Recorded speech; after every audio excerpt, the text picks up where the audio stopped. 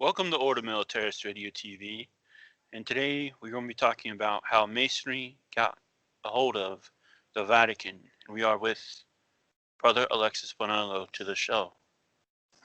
Thank you, AJ, for having me on. This is our series of exposés on Freemasonry, and well, if you need to be sitting down, you're going to need to sit down for this show because there's been a lot of programs, investigations, books, and articles on Masonry in the Vatican, but we have found the one man whose entire life proves without a doubt that the Masons took over the Vatican no sooner as Pius X was dead, and this is how they did it. A little backstory, you understand that Pius X wasn't the guy to be elected in the conclave of 1904. It was supposed to be Cardinal Rampolla del Tindaro, Secretary of State under Leo XIII, who was a Freemason and the head of the whole Masonic organization in the church.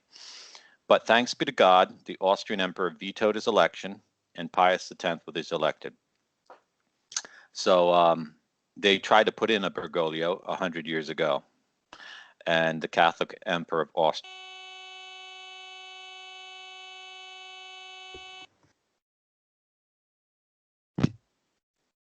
Okay, so the Catholic Emperor of Austria started, even to talk about this, you get censored. Then, so now we're going to talk about, as soon as Pius X was dead, Rampolla's men get back in power. Benedict XV is the right-hand man of Rampolla di Tindari, and he becomes the successor of Pius X. And on the scene comes Bernardino Nogara. Yep. So, if we believe his early financial career listings, he was trained as an engineer at the Politecnico di Milano. He managed mining projects in Wales, where he learned fluent English. He was also in Bulgaria and the Ottoman Empire. While in Istanbul, he was appointed representative to the Italian Banco Commerciale, and then in the Italian representative to an international committee overseeing the Ottoman Empire's debt, in the Italian delegation to the Economic Committee at the Versailles Peace Conference in 1919, after which he remained on the Permanent Reparations Committee. He was later appointed to manage the industry section of the Inter-Allied Commission that enacted the Dawes Plan in Berlin. So if you've been watching our program, you know that the Dawes Plan was a scheme invented by the Masonic banks of New York, put through by Wilson and the succeeding administrations, to get control of the entire debt of Germany following World War I, and to see that the Germans pay for it and reorganize their industry. And it was totally to the benefit of Masonic banks. There is no way you could be appointed to the head of the Industrial Commission in that plan if you didn't get approved by Skull and Bones out of New York City. There's absolutely no way. So this guy is absolute Freemason dirty, and there's absolutely shocking that someone like this should have anything to do with the Vatican. Mm-hmm. So how does it begin? So, on the behalf of Benedict XV, he was asked to buy a variety of bonds in 1914. So this guy's not even a bond trader. Why would he be asked to buy bonds? And this is 1914, as soon as the First World War is opening. Mm-hmm. Yep. So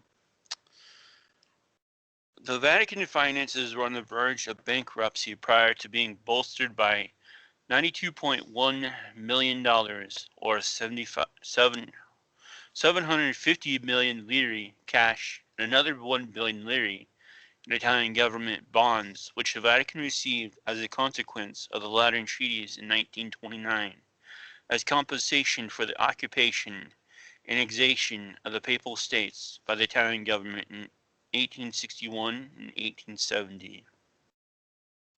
So we've been told that the Lateran Pact was a great thing. It made peace between the church and the government of Italy, which was then controlled by Mussolini. And the Vatican got $1 billion in a billion lira in reparations.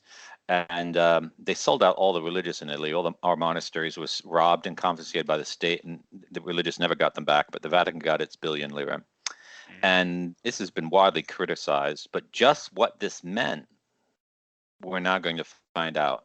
This was not a peace treaty between the Vatican and the fascist state of Mussolini.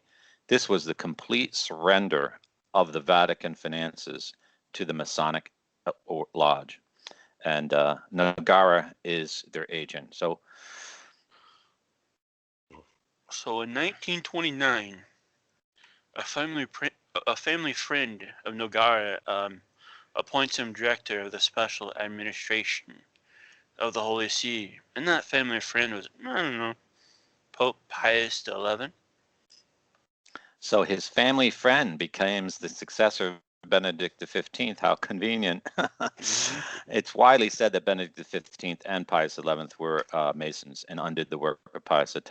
This is proving it. So he's appointed special director. What condition does he lay down to be the special director of financial investments for the Vatican? That he would not be restricted by religious or doctrinal considerations. So they charge someone to invest money as a Freemason without any sense of God whatsoever. Money that the Vatican has from the church's properties that people, Catholics, gave them over the ages. They're not going to invest it with a complete Freemason. This is just not possible if you have any morals. And obviously, Pius XI was completely immoral. And what are the horrendous things he does with this money? So, as his tenure begins under Pius XI, Wall Street crashes in 1929 and affects many in Europe. Nogara immediately reconstructed the holdings of the Holy See, moving approximately 100 million lire in gold reserves, and moving aggressively into real estate as an entrepreneur rather than an arm's-length investor. Nogara created many companies and appointed equally many chief executive officers to firms that still exist today. Gorlux, the holding company for the profits of the special administration between 1932 and 1935, was housed in Luxembourg due to its death of public disclosure laws. So here you have a Mason pointing the boards of directors for dozens of companies where you know they're not going to be Catholics who are appointed. And just the recent scandal of the Vatican funds, it was through a Luxembourg company. So this is where it all begins. So Nogara became a board member of many Italian firms due to the Vatican's controlling interests, including Assicurazioni Generali, Italy's largest insurer and one of the largest in the world, and Società Generale Immobiliari, the largest construction company in Italy, which went on to become one of the largest in the world.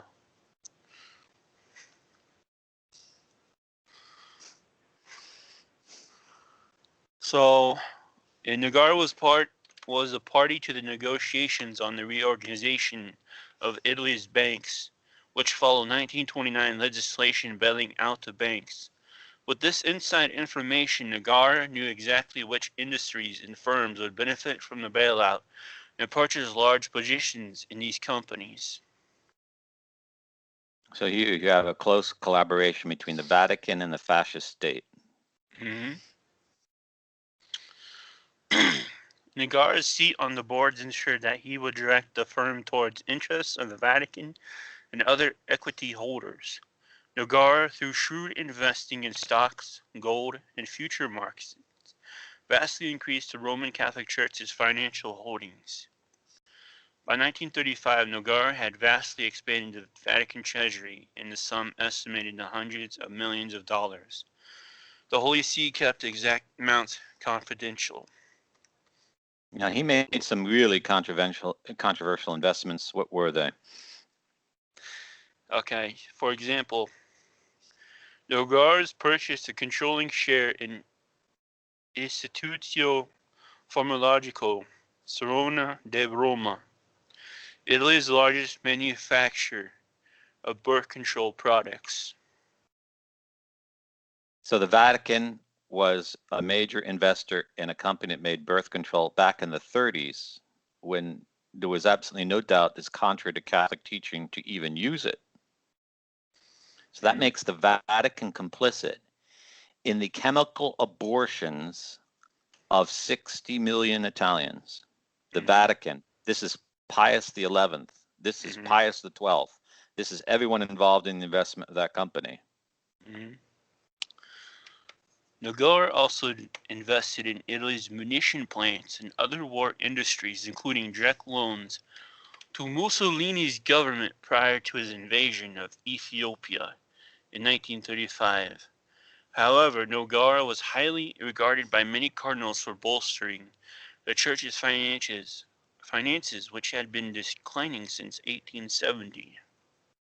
So the Vatican invests in Mussolini's arms industry so that he can wage a war of genocide in Ethiopia. I don't know if anyone knows about the war in Ethiopia.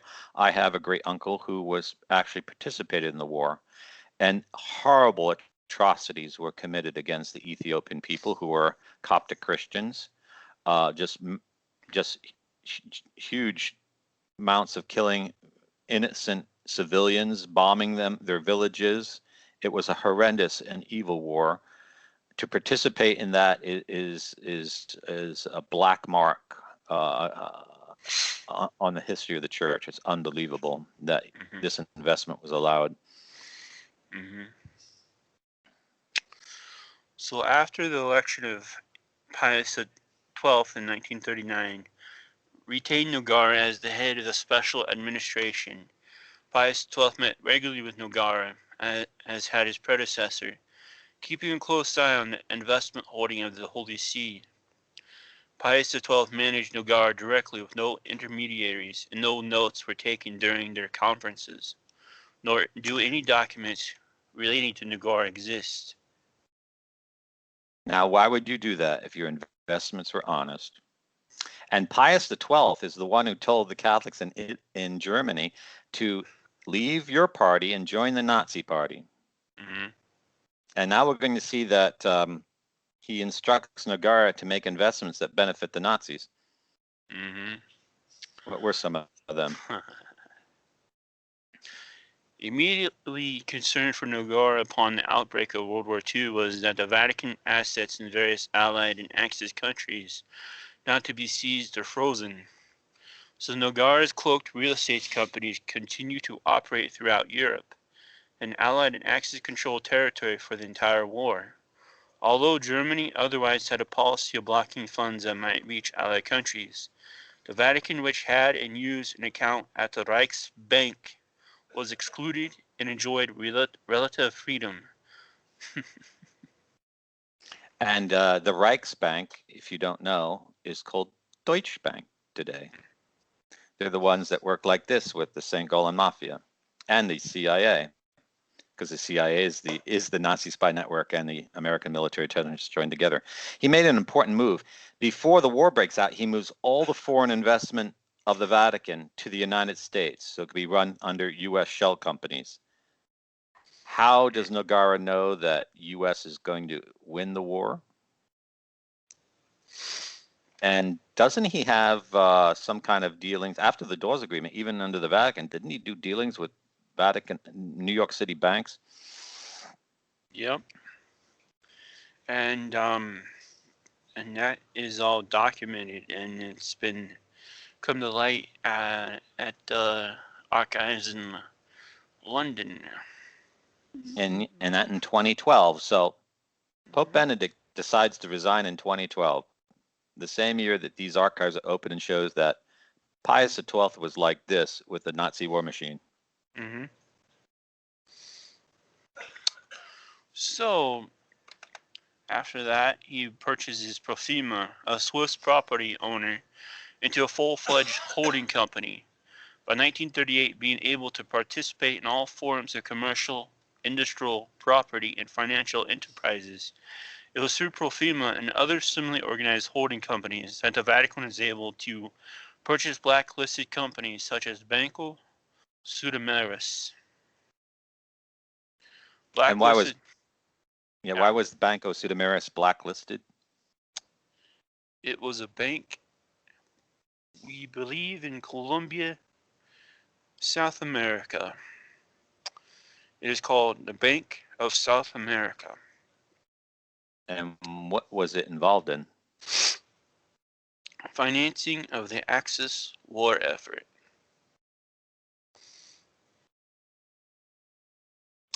That makes Pius XII Hitler's Pope in the most truest sense, using the money of Christ's church to finance Adolf Hitler through a bank, doing it secretly through a bank because you don't want to show the whole world you're a hypocrite. It gets worse than that. Yeah. He also bought shares in Italian insurer La Fondiaria for the Vatican in May 1940, acting on a tip that Mussolini's government would soon nationalize many Italian assets of the English insurer Norwich Union and hand them over to Fondiaria. Even at the time, the purchase was controversial because only 2 months earlier, the insurer made clear its fascist sympathies for firing all of its Jewish employees. So the Vatican invests in a fascist insurance company on the premise that it's going to make a lot of money when Mussolini robs the assets of a British company and gives it to them. So that's participation in theft. That's contrary directly to commandment of God, thou shalt not steal. That's collaboration before and after the fact. Yeah.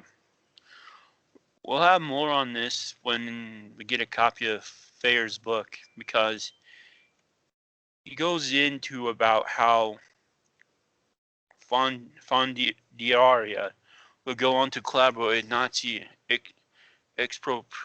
expropriation of Eastern European insurance companies, both directly and indirectly, by working with collaborating reinsurers to pool risk.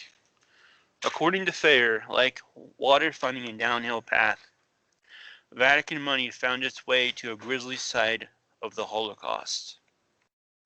Yeah, so as the Nazis conquered Eastern Europe, they grabbed the assets of companies, and if you're an insurance company, it made an opportunity to buy up assets cheap. And but this is collaboration in unjust war. This is collaboration in unjust war profits. And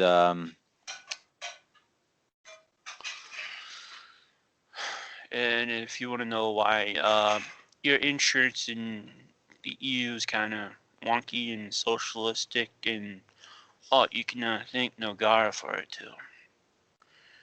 So, Nogara invested the Vatican heavily in Educazione Generale, the prime beneficiary of the fact that fascist countries were about to remake the European insurance industry at the expense of the European Jewry. So this is total agreement with the crimes of Hitler. Okay, even of the financial things. It is absolutely morally illicit to participate in an investment that derives profit from an unjust war. It's totally immoral illicit. You're talking about big mortal sins here, big mortal sins, and this is Pius XII. The angelic pope, not the kind of angel in heaven. But he gets worse than this. He's even more collaborative. No. In 1941, Fayer suggests that Nogara may have been planning a substantial investment in Iberian tungsten carbonate mining operations, the high-tech metal of the conflict, the same year that Germany's invasion of Russia cut off their previous supply of Russian metals. According to Thayer, the conclusion is unavoidable. Nogara indirectly trafficked in the arms race and did so knowing Any resulting profit would be derived from stolen property. If you're not familiar, the tungsten carbonate found in Spain was the only source in all of Europe for the tungsten that's necessary to make hardened steel, without which you can't make tanks and artillery. And to even consider that investment shows that you're totally involved in the war, the unjust war effort. Oh, buddy. Oh, here we go. As the U.S. would have blocked the transaction had they known it was for tungsten mining, the Vatican labeled the funds as earmarked for food exports. But Fair's contention is convincingly undermined by British Foreign Office file, which reveals that the pesticides and excudos supplied by the U.S. government for food exports were in fact used by Carlo Pacelli, Pius XII's nephew, to purchase food from Spain and Portugal, with which the Vatican was feeding half the starving population of Rome. Thus, no evidence whatsoever exists to support Fair's completely unfounded speculation. But I wouldn't say it's completely unfounded, but there's no evidence to support that they actually did make the investment. Okay, so Nogara stays in the Vatican until what?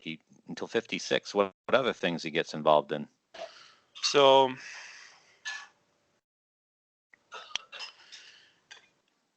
he was also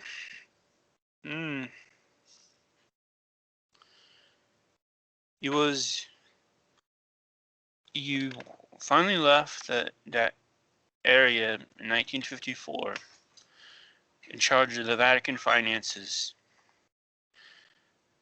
and was succeeded by director of the special administration of the Holy See by Henri de Malados, a director of Credit Suisse.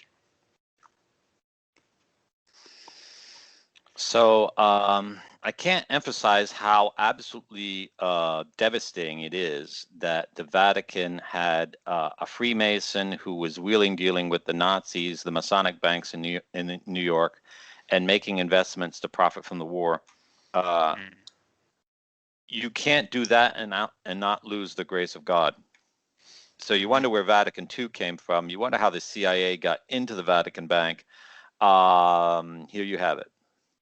Yep. And this is just a Nogara. We'll cover in another episode all the dirty money that went through the Vatican Bank after Nogara's retirement, up until the modern times. It has not ended, and this is the real history of Vatican City in the modern world, and this is really what's going on in the Vatican. Yeah. So please like and share this program, and yeah, we ain't done yet, folks. So I hope to hopefully see some other information to give you on the next programs on this. So this is Ordo Militaris Radio TV signing off. Deus Volt. Deus Volt.